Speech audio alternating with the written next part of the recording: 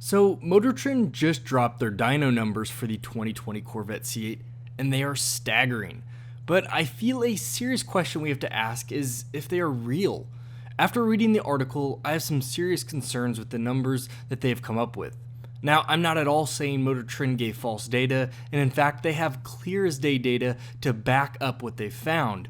But with that being said, I feel it's important that we understand why these numbers can be skewed. The very first thing we have to understand about dynos is that while the numbers that they output is not incorrect necessarily, one dyno can differ from another due to the large amount of different variables that they use to calculate and output their figures. I'm not going to give a lecture on how the dyno works, but essentially a dyno, which is actually short for dynamometer, places a load on the engine, and this allows it to measure the amount of power that that engine can produce against the load that it's given. The computer can then measure this as torque. Once you have torque, you can easily get the horsepower rating by multiplying the torque by RPM and dividing by 5,252. Just a quick fact, the reason we use 5,252 is because this is the point that the horsepower crosses the torque on the graph.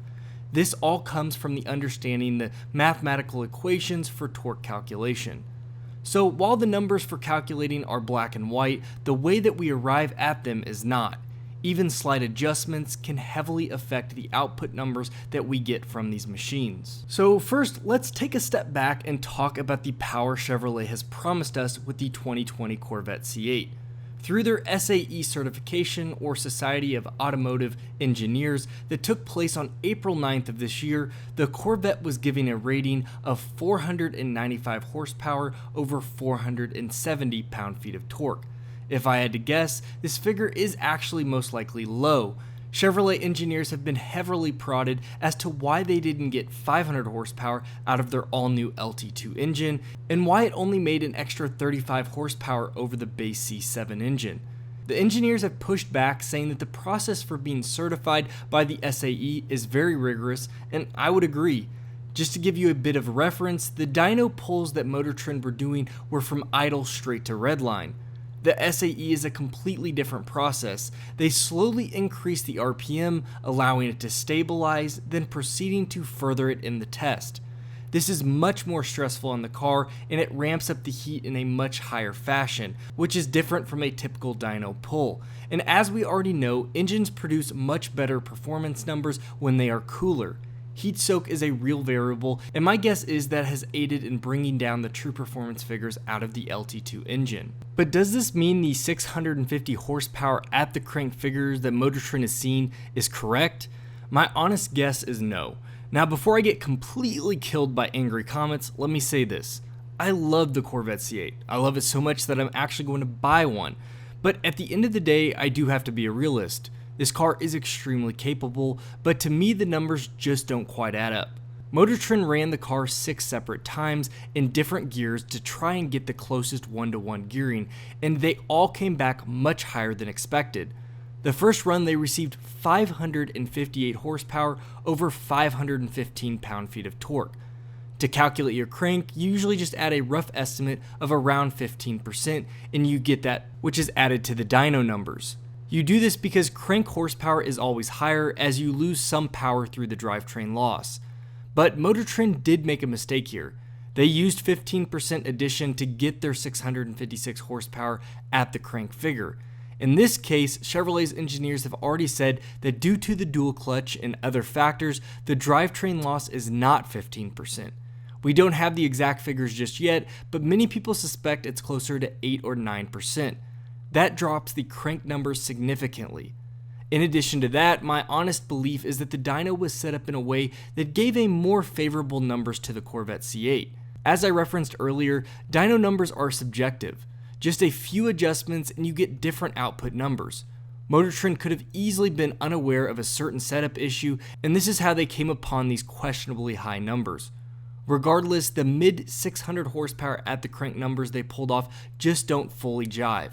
The 0 to 60 is extremely impressive on the C8, but as I have mentioned, a lot of that is due to getting the power down from better weight distribution to the rear and the dual clutch transmission.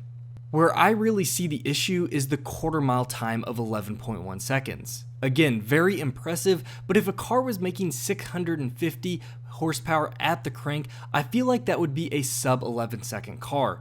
I've had some comments of online people saying that it was probably due to the gearing ratio, but I still feel like that's too far of a gap.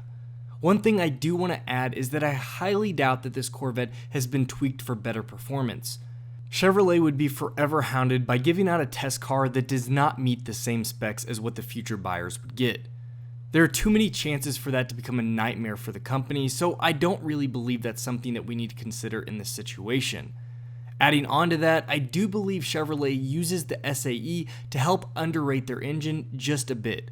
They most likely know that they have a car that is on average more powerful than what the SAE has indicated, and this helps the consumer insurance-wise as well lets them set up for a more competitive marketing side. So to sum it all up, it would appear that the true number for the Corvette C8 sits somewhere in the middle of what the SAE came up with in the Motor Trend findings. If we look at everything we know, from performance times to what a low redline naturally aspirated V8 is truly capable of, it would seem that the power figures would certainly be over 500, maybe even closer to 520 horsepower. But I really do have a difficult time believing that the new base C8 will put down almost 560 horsepower at the wheels with the optional exhaust added. I'm all for that if it happens, but I think we need to take a step back and realize just what dyno numbers can actually mean. But as I always do, let me know what your thoughts are below. I love to hear all of your reasoning, and many of you are highly knowledgeable in this field and may be able to add to what I've put in this video.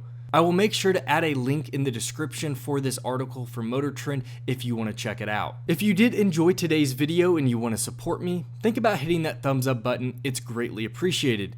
If you didn't enjoy the video, drop me a comment below and let me know what I can do to better my content. If you are new to the channel, think about joining our growing community and subscribing. I will make sure to keep you all up to date on the buying experience of my Corvette C8. Right now it's kind of in the waiting period, but I will keep you up to date in future videos. As always, you all take care and I'll see you next video.